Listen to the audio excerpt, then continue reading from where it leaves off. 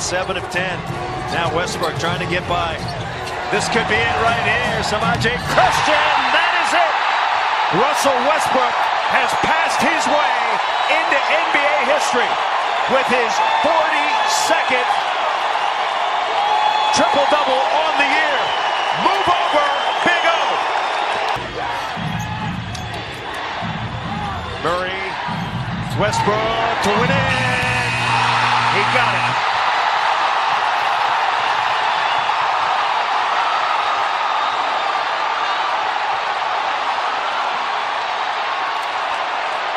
Kenny Mara's happy.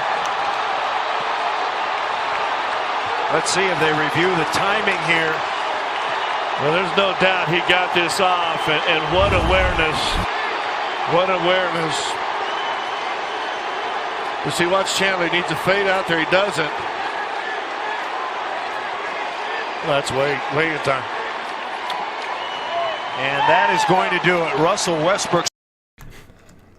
Hey guys, what's going on? It's Devon Cyrus of the SC Reports, and it is good to see you guys here. Guys, let's talk about Russell Westbrook, and let's talk about his MVP case. Now, if I was a part of the media, I would personally throw my hat at the MVP for Russell Westbrook. When we look at what he's accomplished this season, it is so great. This individual season by Russell Westbrook was very reminiscent of LeBron James' first go-around with the Cleveland Cavaliers and how he dominated the league and how he won MVPs.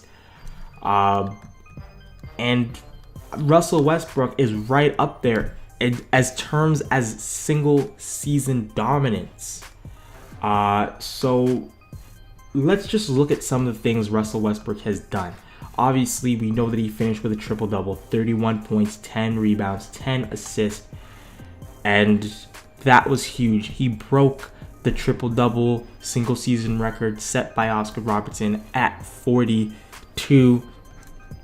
He had two 7 consecutive triple-double streaks in one season. You know, he's done so much stuff. He is the only player in NBA history to win a scoring title and average at least 10 assists the following season.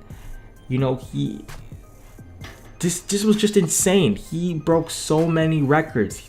The first player in NBA history to record 5 consecutive 30-point triple-doubles. The only player in NBA history to record a triple-double whilst shooting 100% from the field and free throw line. You know, there's just so much things that he has done this season, and you can see also in his teammates' eyes that they're so inspired by what he has done, and that's something to consider when thinking about MVP candidates. And the biggest thing that I want to point out to you guys is that Russell Westbrook on his own went 47 and 35. The previous year with KD, they went 55 and 27. They had a lot of bad stretches at the end of the games last season, and they finished 55 and 27. Russell Westbrook only lost 8 less games without Kevin Durant. 8. They took off the second best player possibly in the world off the Oklahoma City Thunder, and Russell Westbrook only lost 8 less games. That's something to literally look at and say, who else could that happen to? Can Steph Curry lose the equivalent of Kevin Durant? So I'm going to say Klay Thompson and Draymond Green and still go for 60 wins a season? I don't think so. Can you take away all of the role players on the Houston Rockets from James Harden? And can he still lead them to top 3 in the Western Conference? I don't think so. You know, the only person I think can do that is LeBron James, because he's just one of those special players. You know, that's something to literally look at. And remember, the Thunder are in the Western Conference, the hardest conference in the NBA. And that is something to look at and say, wow. To me, that is mind-boggling. You know, so in my personal opinion, when you look at that, when you look at how Russell Westbrook has influenced his teammates throughout the year, it's just something to marvel at. And you see it when he goes off the field, off the court, you see how bad those guys play sometimes. But when Russell Westbrook's on the court, those guys play because they know Russell Westbrook will get on them. Now, again, he's not like LeBron James in a sense where he doesn't have to yell. He's a very passionate, emotional player, and he lets that be known. He is much like Kobe Bryant, where he has that attitude where if you're not going to play with me, you might as well sit on the damn bench and watch me go to work. So, again, sometimes it works, sometimes it doesn't. Sometimes people see you as a bad teammate, but Russell Westbrook just wants to win basketball games. And that's just my opinion. Are we going to look back 5-10 years from now and say that, yeah, that was James Harden's season, man, he put up those stats that he really should be putting up?